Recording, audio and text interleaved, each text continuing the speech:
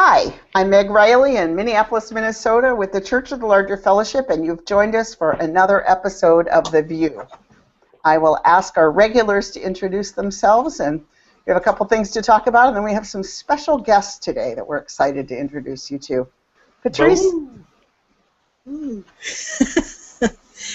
Hi, everybody. I'm Patrice Curtis. Happy to be here, coming to you from Concord, California.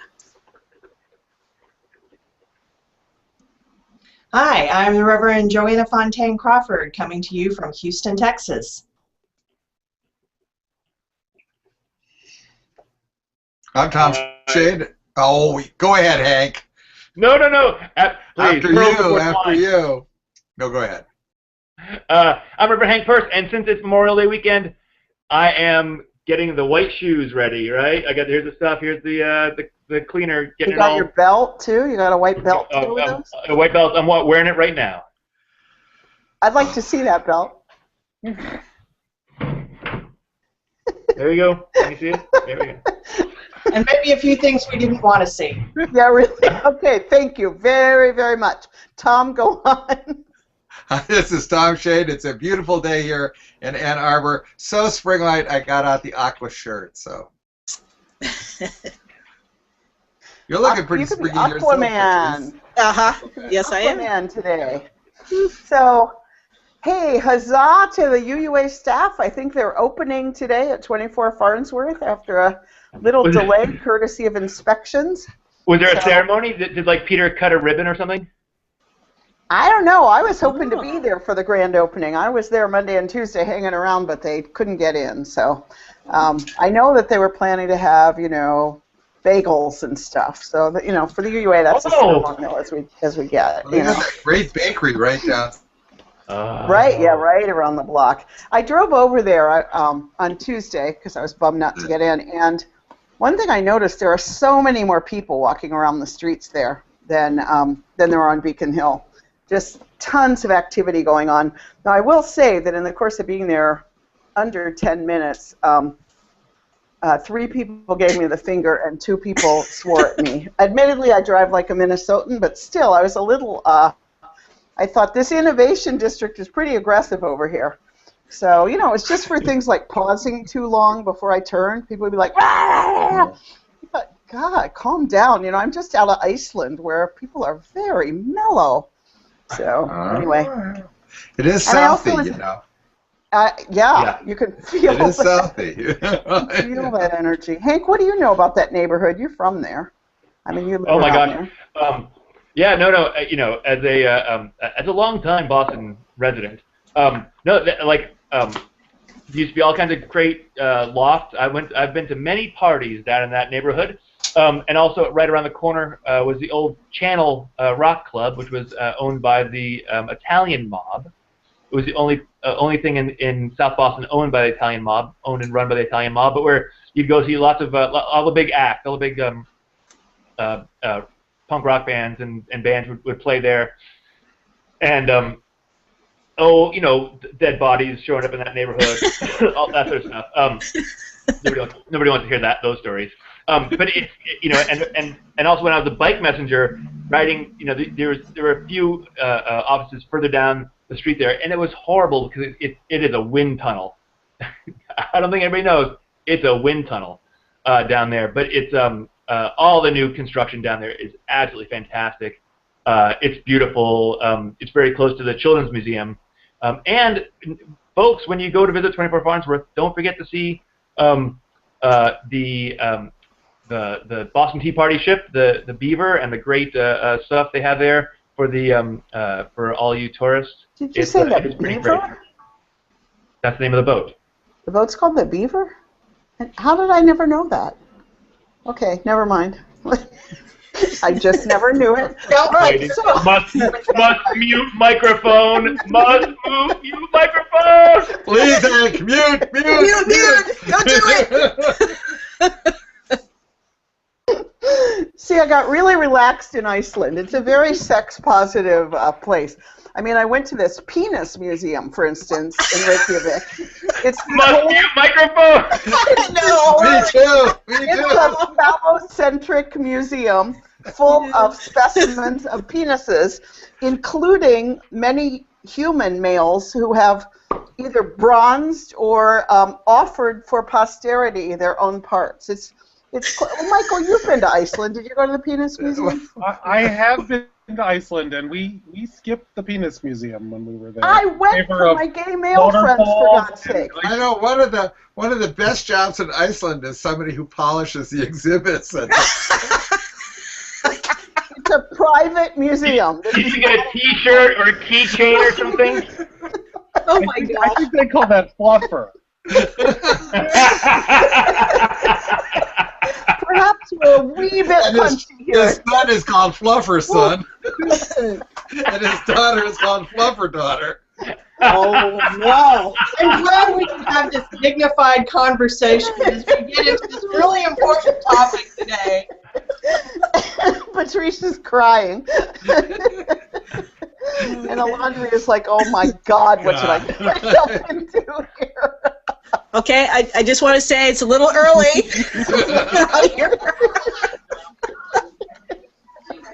Well, it is counterintuitive that. Is it like a Hall of Fame sort of thing? Is that how you get in there? Well, kind of. And I gotta I've been tell getting you, the letters. I've been getting the letters. Tell you But, this. you know. There is a reason why the sperm whale is called the sperm whale. That's like a 6-foot-high penis right there. That's a very large penis. I mean, I got kind of sick in there, actually. I was like, I don't really like any body parts in jars, and it's counterintuitive that I would have gone and Michael would not have gone, but, you know, there you go. Life is full of surprises. So, anyway. Were there guided tours? Like, what are the docents? What are they like? You know, it's this tiny little place. It's like 3 rooms. Like, what? And this guy started it because everyone gave him penis specimens as a joke. And he ended up going, I have so many of these, I should have a museum. But being men, they say it's 8 rooms. Well, maybe. They're tiny. It expands. Yeah, you've heard about, you know. I just have one question. So what did you bring back from the gift shop? I did post a picture of a T-shirt I did not buy that said, "This place is not for pussies." Which Wait, they actually have a gift shop? They have a gift shop, and it is full of penis paraphernalia. None of which. If 9/11 has a gift shop, right? If the World Trade Center has a gift shop. I saw you post about that 9/11 gift shop. That is. I will change the subject now and say that was a poignant post that the survivor, his sister had died there, talking about going to that gift shop. Yeah, it's a powerful piece.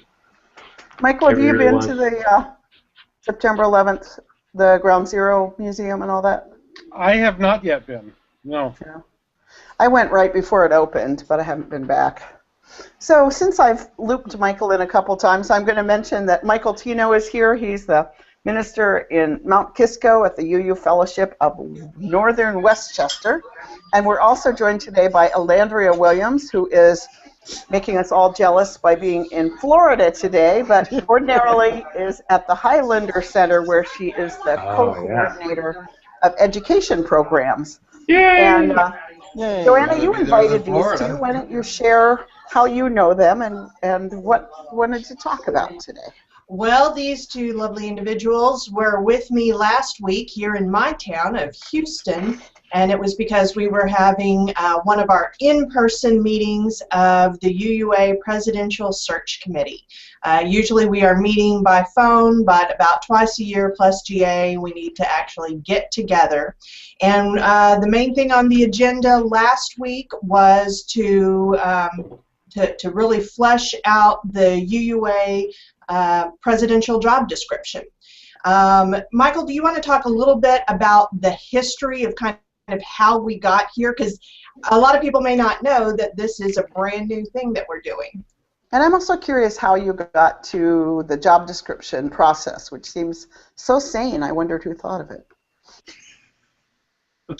So, sure, Joanna, I'm happy to talk about the history a little bit. It's I think it was 2010 when the General Assembly amended our bylaws to change the way presidents were searched for. We also changed the way moderators were nominated and elected, and that change went into effect with the moderator election last year.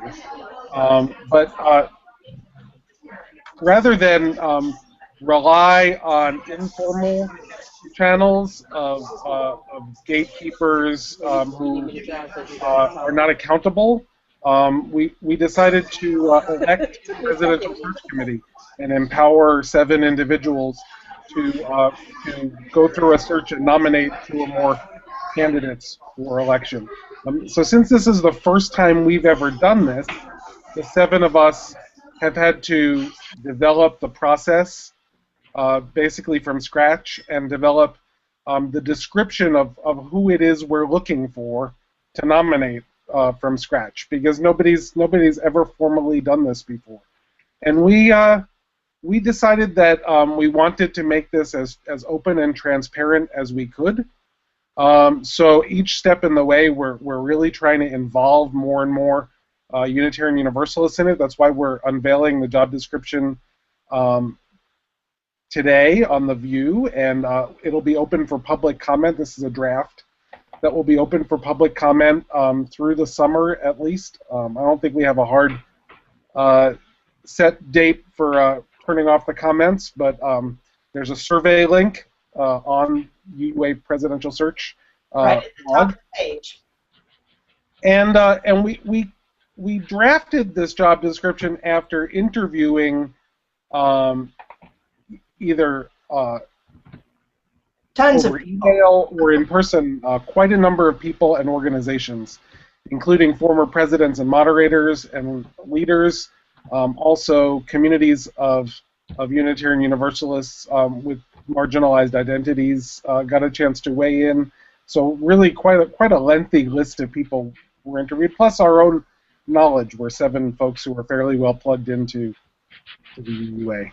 And so this is our draft, and the final job description we hope to publish by the end of the year. And that's what we're going to use to rely on people to nominate folks and get them to apply.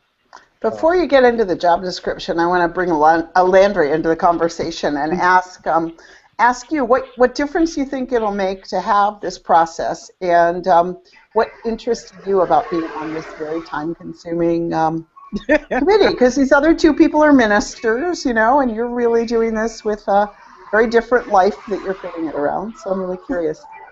That's a very true statement. The reason for me it was important, a couple of years ago, when the election process was going on, I kept asking, is this really the best way for us to have an election? If we're really going to be if we're really trying to democratize, is it really democratizing process to have everything be off to the side, where some people get together, decide who makes sense to put forward, and then, aha, they magically appear.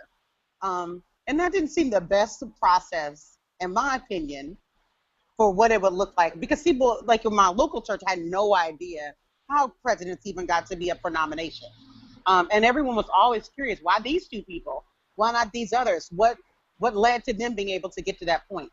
And so when the call went out to say, here's what we're trying to do. And, you know, I heard from someone on our committee was saying, you know, this has been in motion since 1994. So this isn't actually something that just happened in 2010. It took from 1994 to now to actually make it possible. And so what interests me is that we're actually able to talk to people that are both just local congregants in the ground, or people who are active on district levels or regionals or national, to see, what do you want in a president? What do you feel like the job description should be? And I was as shocked as I think everybody else to learn there was no actual job description. And instead, that people were doing the job out of what they thought made the most sense, and kind of informal, right? There's a code that I think people follow around what the president should do, and some ideas in the bylaws, but a process that would say, here's actually a job description that we can all have input and commentary on, and a process that says, actually, what are our values around what a president should be?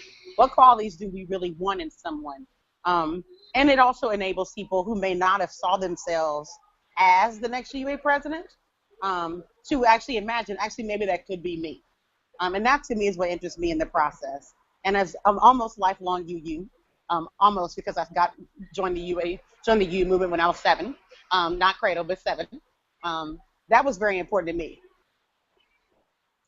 Yeah, it was very interesting. When we first started doing the research on this, you know, I think the very first thing that we did was go to the UUA bylaws. And I think all of us were a little surprised that all it says in the bylaws is the president is the executive of the association. And that's it for a job description. So I think right away we knew that this was going to be something, this would kind of be the first step, because how will we know we have found the candidates if we don't know what we're looking for? Have you guys also looked at what other denominations, what their job descriptions are, like say like the UCC or the Presbyterian Church and other denominations? Maybe I don't know. Reformed Judaism even has a president, but or exactly what their descriptions are too. Have you looked at some of those things too? That was one of the disappointments, I think, for all of us in doing all of the interviews. We were trying to get in touch with UCC's president because we wanted to talk directly to the people who were doing this work, and we could never get a hold of him. He wouldn't take any of our calls. I mean, it is. I mean, I don't think it means that we can't look. I mean, I feel like one thing, that was a conversation that happened in the beginning. And we also talked about the fact that the UA president in some ways is different from others because of how they're actually elected. And so we did go through at the very beginning and go, who actually has a process like ours? And some of the job descriptions are available and some aren't. And so I don't think it's too late to keep looking. I mean, I think that's part of the process that we're in as well. Yeah, I think the UCC president's chosen by a small group of people. I know somebody who went pretty far into that process.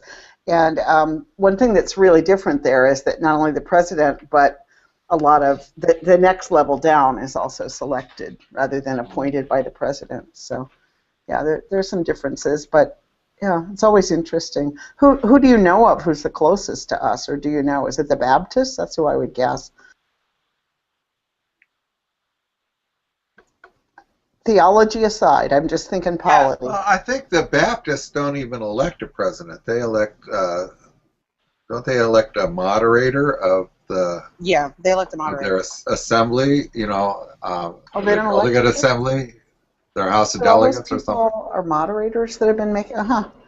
Yeah, Richard Land and those people. I think those are not moderators. Presidents in the same way that we have a president. Yeah. One of the other things that we did early on was, as we were going through the bylaws and looking at what the president does now, it became obvious that we all needed to have a pretty deep grounding in policy governance, because that's now what our association is using, and that really affects the job. So we had Laura Park, was that it, Michael? Not it, but from Unity Consulting, come in and spend a lot of time with us going over it, especially in terms of the job and how it affected the position. You know, one of the things that's interesting to me about this is I like the idea that you have this job description and that you're going to be soliciting people based on that. In industry, there was a survey that came out the other day that said that when looking at a job, women will want to have 100% of the qualifications in hand before they apply for a job, and men on average will apply for a job if they feel they have 60% of the qualifications. And so there's a confidence gap. Wow. That if you leave things out there just for people to decide for themselves if they're if they're qualified for the job, that ends up being everything leads back to Mega and the Penis Museum. All right. Well, yeah. Okay. I think, Tom, are you referencing that really good article in The Atlantic on the confidence gap? I thought that was an excellent article. I don't think that that's actually the source of this statistic. Yeah, they were referencing some research that about that. That is really interesting, and I think I really agree with Alandria that this is going to democratize the process, because it's been a total mystery to me. It seems like people in smoke-filled rooms our version of smoke-filled rooms. Honestly, I think there is still sort of that perception. It's just more, okay, now we know who the people in the smoke-filled room are. And that was something that Michael or Alandria, correct me if I'm wrong, something that came out of this recent meeting that I don't think we planned on, but we pretty quickly realized, boy, we need to do this, was a value statement about what we are doing as a committee, and we put this up on the blog a few days ago, because there have been apparently all kinds of rumors swirling around about the purported agendas that we're bringing, and of course we've already had so many people coming to us either trying to give us specific names or to say things like, you can only nominate women, or you can only nominate these kind of people. That sounds so like something UUs would not do. I'm surprised. Well, I think. I'm sorry. Go ahead, Joanna. And you'd be surprised at some of the people probably who did it. Like, how long have you been around this nomination, Patrice? Come on. Maybe not. I might not be surprised. Well, I think one thing that was really important is that a lot of the values and the things that people said we kind of knew already. But, really the value statement came up in about 3 or 4 different sessions saying, yes, you all probably are going to use these values and we can see that, but the larger world may not. And so I think one thing we've really tried to do is that we took almost every suggestion that was said by more than one person and was in the job description and is in the value statement, which I think is really important. Hopefully when people see it, and we're also going to publish who we talk to, so people can see, because one of the things that came up a lot was people really wanted a clear and transparent process. And they were like, that's how we can gain trust, is by having a clear and transparent process all along the way. Knowing that confidentiality has to be there, but in the things that don't have to be confidential, to share as much as we can. That's great. Can you That's say more fabulous. say more about the value statement, too? I think that's interesting. Do you want us just to read it to you? Sure. Love to. You want to screen share and read it to us, Michael, and we'll all That'd be great. So our blog is uupresidentialsearch.wordpress.com, and so any of your viewers can go there, and the draft job description is live there now. You can access it. I'm trying to screen share, but it's not letting me, and I don't know why. Well, let me just read you the value statement. We wrote, the members of the Presidential Search Committee are stewards of a process and not advocates for a particular outcome. We acknowledge that there is a value in diversity of leadership, and we also maintain that in our process we will consider people with regard to their qualifications. We are committed to engaging in the conversation about what kind of leader our time calls for. We invite people to nominate diverse candidates for this position in the context of our commitment to becoming an anti-racist, anti-oppressive, multicultural association.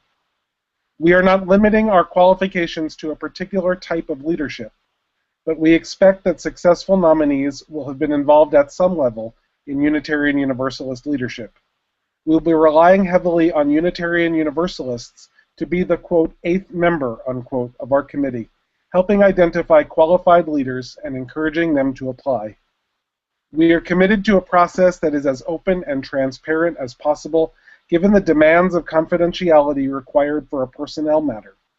We also seek a process accountable to communities of people whose identities marginalize them in our society. We intend that the criteria we use for selection will be public, and that every member of the committee will review every application. And that that issue of making the description public. One of the things that we were kind of focusing on, well, we were focusing on a lot this weekend, but one of the things we called out was we don't want there to be any sort of implicit understandings among us that aren't out there. And so we even have, some minimum requirements that include age. So this is something that it's been a fabulous process for me to be a part of, because everyone on the committee is really invested in going deep and really examining what it is that we want and what are assumptions that we bring to this. Like they have to be Unitarian Universalists? Actually, that is one, and we name it. Do y'all have any more questions about this, or shall we go straight into the job description? Yeah, I think the trick is that the screen share doesn't seem to be working, which is... Well, this is Donna coming in with tech support here. If you all can mute for a second. I have the screen share. Sorry, Hank. I know you hate muting yourself. So this is the VUU presidentialsearch.wordpress.com.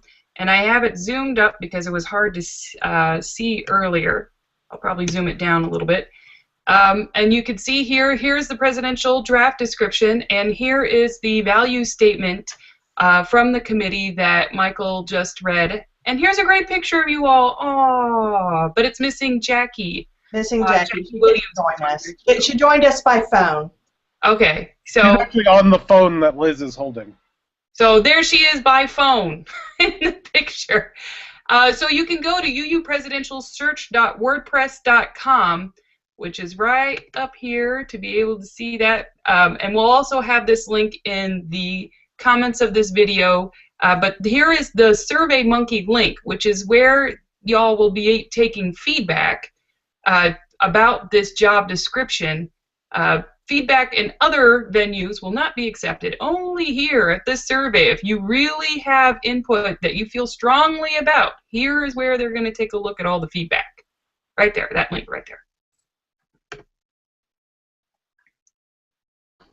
So regrettably, it seems that if Michael reads it, it's going to quit screen sharing, I think. But let's just see what we can do here within Google's whimsical abilities. Well, do you want me just to read it as the tech support person? I can read.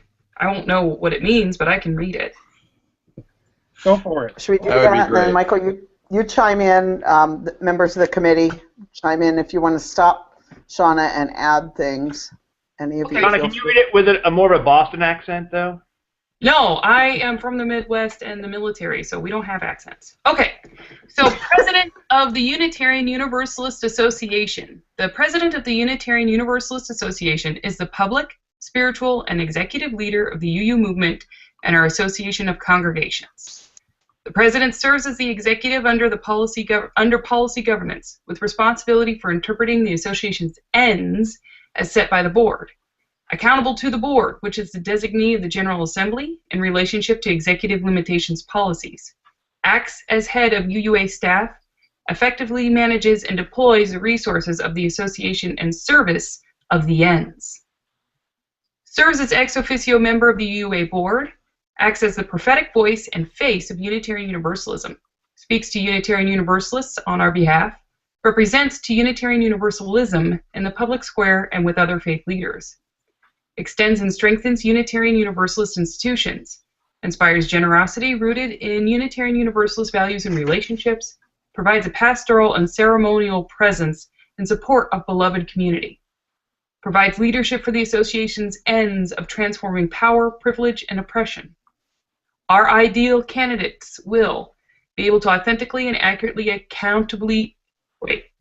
be able to authentically and accountably represent and embody the whole of our movement and its diverse members, have broad intersectional cultural competence and commitment to grow and develop it, and personal professional relationships embody standing on the side of love. We need to take a break? How's it going? You're doing good. Okay, great. So live a liberal, religious, spiritual life in word, deed, and personal practice. Be resilient with a strong sense of self and establish support network. Be capable of engaging with power, money, and people who hold them. Be passionate about Unitarian Universalism, its institutions, and covenanted communities. Have a vision for the growth of the movement. Be a faithful risk taker in service to a compelling vision. And potential nominees must be a good member and standing of UUA member congregation, able to travel extensively, able to spend a significant amount of time in Boston, at least 18 years of age. Our ideal candidates will possess the following skills, knowledge, and attributes: excellent written and oral communication, impressive leadership skills, including especially the ability to manage a complex organization, delegate to others, and assess and plan for effective work. An understanding of systems theory and organizational development, understands both how the explicit and implicit ways the association works, ability to inspire others, including but not limited to staff, donors, and leaders, emotional and pastoral intelligence and good listening skills, talented, ordained, or lay preacher. Ta-da! There it is. Very pretty. Thank you, Shauna. You're welcome. Thank you. That's some list. I don't think even I can't imagine who'd say I have 100% of that of any gender.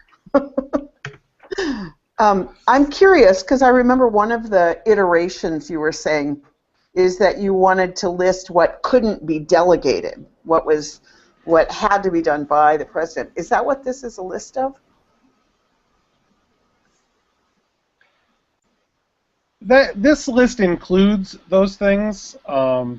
Certainly, final responsibility for acting as the chief executive officer can't be delegated. There's a certain amount of fundraising in terms of relationships with donors that really can't be delegated, that the president really must do. And there's a leadership presence and spiritual presence that Unitarian Universalists ask of our president that can't be delegated. The person must have that. Those are all things in there. But I think that it would be really, really short if our list was just what can't be delegated.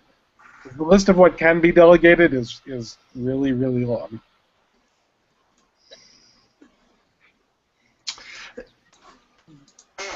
It seems like it's a description very close to what we already have. I mean, I think that it's, kind of. So my question is, what do you feel that this process has uncovered as either something that we used to expect that we don't really need to expect, or some new expectation that we didn't expect before? How is this job description changing our informal expectations of the UU president?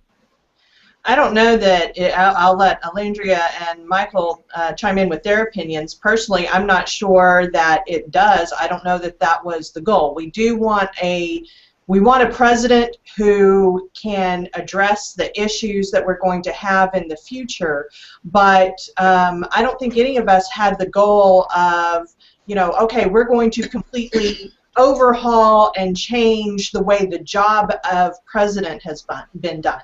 That wasn't our job. Our job was, is to nominate at least 2 people to do the job of president. What was important to me was that we be putting down words to what these expectations are, because I think that that's where we really run into things is, when one person has this expectation and one person has this expectation, and it's all assumed that we all know, that we're all talking about the same thing. We wanted to actually put it down and say, here's what we think that the job entails, so that we're all talking about the same thing. And I think that one key difference, one key changing expectation is actually related to a question that's come in, which is, what's the advantage of this description over a campaign platform that a UUA presidential candidate would be elected on? And I think that with the advent of policy governance, I think that we are seeking to sort of change the campaign platform. a little bit. That no longer are presidents being, or potential presidents being asked to say, here are the ends to which I think the association should be working, because that's the board's job now. The board of trustees of our association, elected by the General Assembly, sets the ends to which our association should be working. Now, that gives the president free rein to come up with a vision of which of those ends are the most important and how they think we should get there. And so I think that that's the way a campaign platform in this new system should be geared. Not here's my vision for where the association should go, but here's my vision for how the association should be getting there. And that's a key difference, and a key difference that comes about because of policy governance, which is only a governance system that we've been using for about 5 years now. Yeah, and I will say, we are absolutely not taking on arguing whether the association should use policy governance or not. That's not in our job description. This is the system that we are using right now, and so, you know, we had to really learn about it and really, you know, have something that works within it. You know, a lot of people don't know that, for instance, the board can fire the president if it is in the best interest of the association. So we're, you know, we were looking at all of this, scouring the bylaws, learning what we could about policy governance, talking to people who have done the job both currently and, you know, much farther back, and talking to the people who were around them, as well as I believe Alandria or Michael mentioned before, you know, some of the big stakeholders in all of this. So, do you, and Joanne, you just said a lot of people don't understand, for example, that the board can fire the president. With this new platform, are y'all thinking about some sort of way to, you know, educate folks about this, not about the new process, but about the process, especially now having an actual description? Because I'm thinking that there may be a gap between what we've done before and what we're doing now, and people not kind of understanding that. And I don't know if that falls within, you know, the responsibility of your committee, but I could see it could be very powerful, and that this could really be used as a wonderful way to, you know, kind of, you know, explain to people a bit more about our process. I'm gonna insert a pause there and say, if you could say your name, we'll also, as you answer that, we'll go around and just do our halftime, here's where you are and what we're doing. Meg Riley here out in Minneapolis with an issue of the VUU focused on the Presidential Search Committee and their new job description for the UUA president. All right. And I'm Patrice Curtis from Concord, California. I'm Joanna Fontaine Crawford out in Houston, Texas. Hank Burst in Medford, Massachusetts. And I'm Tom Shade in Ann Arbor, Michigan. And I'm Michael Tino in Mount Kisco, New York. Special guest here today because I'm a member along with Joanna and Alandria Williams, who unfortunately is experiencing technical difficulties of that Presidential Search Committee. So Alandria may be back with us. Important to say that it's a draft job description. This is our first draft, and this is open for public comment. That the final description of exactly who it is we're looking for will not be released until the end of this year. Do you think you'll get any comments?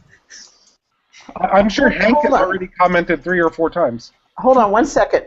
Shauna Foster, who's there, she is becoming sort of visible, kind of ghostly visible, as our tech support person, has a couple of logistics to insert at this minute. No, I was invisible because I wasn't part of the broadcast, but if you are watching, you can ask questions with the Google Q&A app, And you can also ask questions through Twitter or Facebook using hashtag #TheView if you're following along there, and we'll answer them live as you're following along. And I'm here providing tech support from Omaha, Nebraska.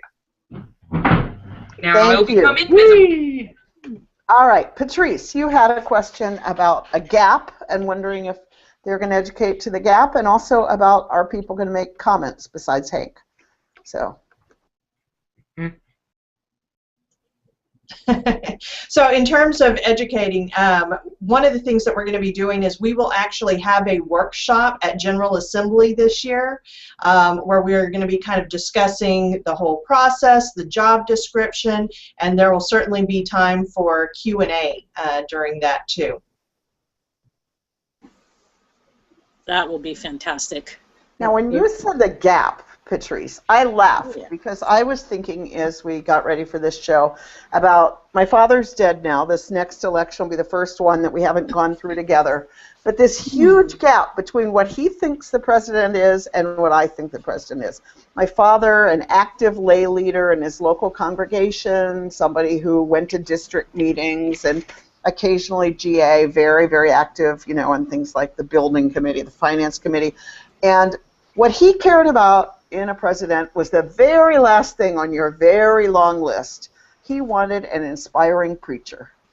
And so that's how he looked at candidates. Mm-hmm. And I, for many years on the UUA staff, had such a different point of view about what the president is and what they did and what we needed. And he just had no interest in any of that. For him, it really all came down to were they inspiring to him. So I'm curious because different constituents see, you know, it's that blind man and the elephant thing. Different constituencies see such different pieces of this very complex thing, and I'm just curious what you learned by talking to various constituencies.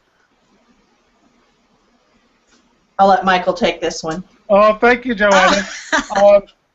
Meg, you are absolutely right, and I guess the open question is, what more will we learn now that we've made this available to the general UU public? The constituencies and individuals we interviewed were not sort of randomly selected lay leaders. They were people and organizations that that were selected on purpose. So you know, we got comments from the steering committee of Drum, for example, and we got comments from every living past president who cared to participate or are in the process of getting those comments. It is interesting what different people see, and that's that is in some way where this understanding of what is essential and what can be delegated is important, and one of the reasons why we ask that. There is a tension between president as spiritual leader of our movement and president as executive of the association. And it's not a long, long list of people who can really do both of those things equally well. So part of our job is weighing, okay, if someone is a good preacher, and we modified that to say talented preacher, and to say ordained or lay preacher. Or lay. That was a big discussion for us. If someone is an inspiring speaker and an inspiring preacher, and we understood the differences between public speaking and worship, leading worship and inspiring people spiritually, but they're not, they don't really have the executive chops. Well, what do we do with that sort of application? And that's one of the things we're going to have to weigh. So TBD is my best answer. And I want to emphasize again, anyone who goes to our blog, you will see at the very first thing that is mentioned is this is how to give us feedback. You know, I mean, if you're going to leave feedback on, you know, if you're going to talk about it on Facebook or blogs, Reverend Shade, or whatever else, that's all fine, but you can't trust that we're going to actually get the feedback. So if you actually want to give feedback to the people who can then read it and do something with it, please do use that survey. I like how you're trying really hard. Well, I mean, to corral cats. This is also, I mean, this is also kind of a personal thing for me, because I think that this is something in all of our congregation.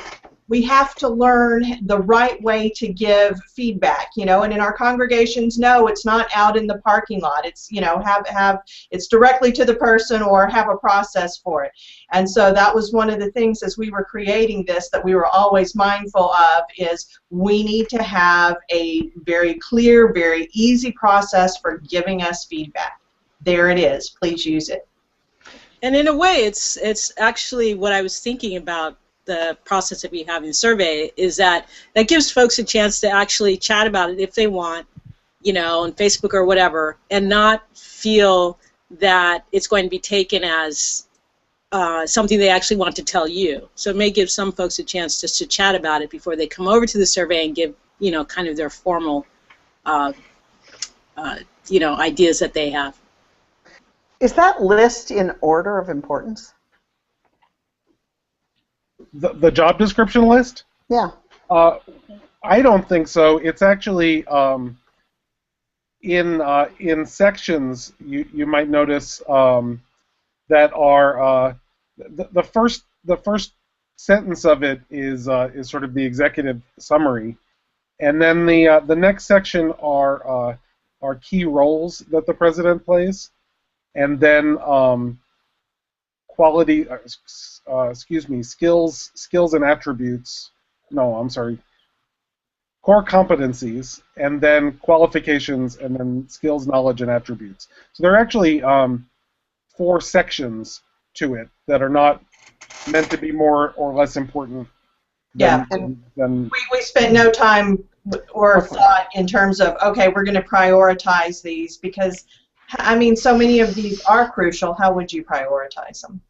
I have another question. Will members of the Presidential Search Committee be rappelling off of the Dunkin' Donuts Center in Providence at GA? We might push some people. Thinning the herd. I understand. Yeah. But really, what are you guys leading a workshop? What are you guys doing at GA? Will you have a presence there? Are you going to have a booth? Like, what's going on?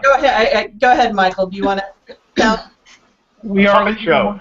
Please have a puppet show.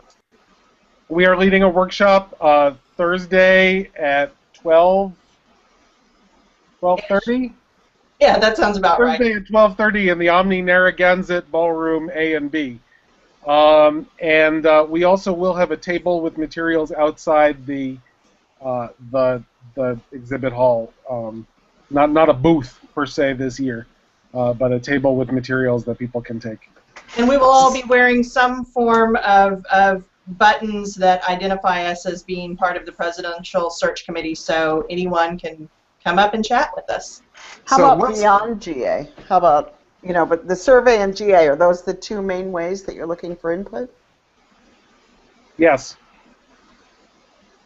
Yeah, we had a long discussion about other ways, and district and regional assemblies have happened this spring already, and so this job description wasn't available for them, and by the time they come around again, the final job description will already be out. So those were right out, and any other real way was asking a little bit too much of 7 volunteers. Right. And I see that someone asked, do we have a Facebook page? Yes, you can. There is a Facebook page for the VUU Presidential Search Committee. I think that's what it's called on Facebook. But yes. But do not use that, right?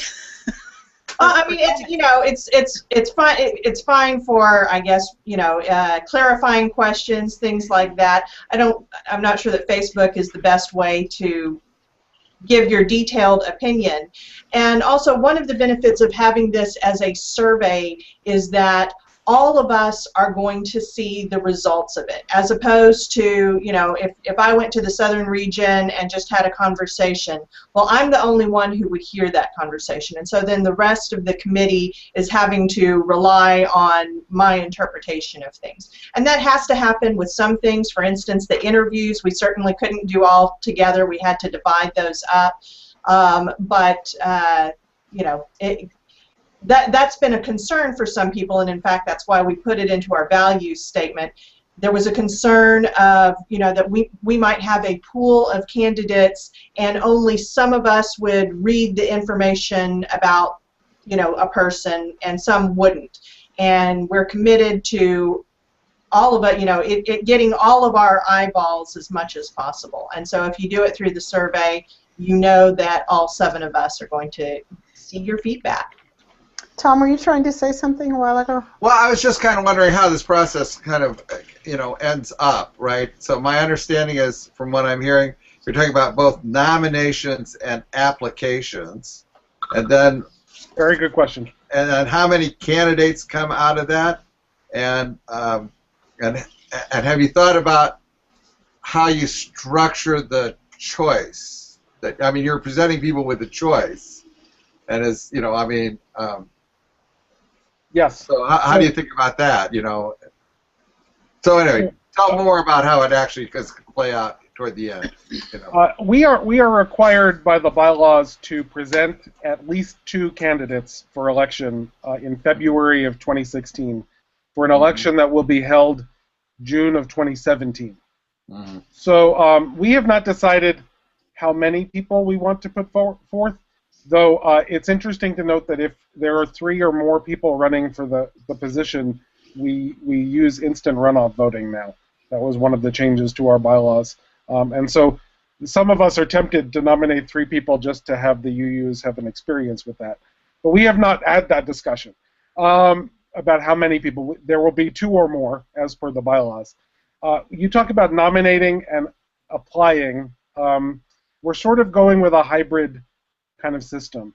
Once the final job description is available to the public, we will be relying on people to identify those people that you think meet that job description. Mm-hmm. And we will be soliciting names and also encouraging you, all of you, the broader you, not just you, Tom, to ask people to apply. To encourage people to apply. There will be an application. If names are submitted, we will contact those people and say, you have been listed as someone that someone out there in the UU universe thinks should apply for this job. Here's the application. Please consider it. So what we will do with nominations is forward those people applications and encourage them to apply. And also the entire process, we're still you know, figuring out the exact details, but all of that is going to be made public along with a timeline in terms of here's what you do at this time, here's what you do at this time, here's how to do it. So it's not going to be just kind of a fuzzy, send us names. Now, I see that you've also talked some. I'm delighted to hear of telescoping the time, because sometimes these elections just feel like they go on endlessly. I've also seen conversation about limiting campaign finance. Have you come to any decisions about that, or is that something that you're talking about, or is that in your purview? Or I was just wondering how much the average candidate spends. Can I actually back up for a second before we get to this? Though this is really important. Will nominations? Are you guys the only body that will deal with nominations? So could people be nominated from the floor of General Assembly? No, people can nominate by petition. Mm-hmm. So people can get, you know, the required number of signatures and self-nominate. But would that happen at General Assembly, or would that happen before? No, it happened before February of 2017. Okay, cool. Thanks. So I had another question that follows on with Hank. So if one person says, "Hey, I think this person would be great," that's enough to have the committee look at that person and consider. Or do you have to have the five? committee 10? send that person an application and say, someone thought you'd be great. One person. Okay. Sure. If someone says, I think Patrice Curtis should be the next president. Just an email, Patrice. Someone thought you should be the next president. Here's an application. Please consider applying. And then I'll nominate you, Patrice, if you nominate. Oh, no, sorry. If you don't submit the application, we won't consider you further. But you will get an application from us if someone gives us your name. Okay. Hank, Right, so I'm happy to nominate you without. It doesn't have to be reciprocal. How about the campaign finance conversation? Is that something you're going to talk about at future meetings, or is that not part of your? Yeah, it is not part of our job description, but of course it's not part of what we do. But it is certainly an issue that has come up, and we are going to be making a recommendation to the UUA board. Is that correct, Michael? We've made a recommendation to the UUA board, but ultimately campaign finances need to be passed by the General Assembly because it's what's called a G rule in our rules. So we're interested in how does the structure of the campaign and the requirement for campaign fundraising limit who can apply for this job. Yeah, exactly. That's what we're interested in. Right. Is how it pertains to the candidates. That's why I was wondering how much people spend, because, yeah. Can outside denominations influence our thing with money instead of corporations? I'm thinking maybe the Presbyterians trying to take us over or something. Is that possible? Can I get some money this way? Are you looking to the Koch brothers for help here? Well, you do have to be a member in good standing of a UU congregation. That's one of our minimum requirements. Right. For nominating. But not to finance. Right, but not to finance. So all of a sudden, we get some little. Oh, hey.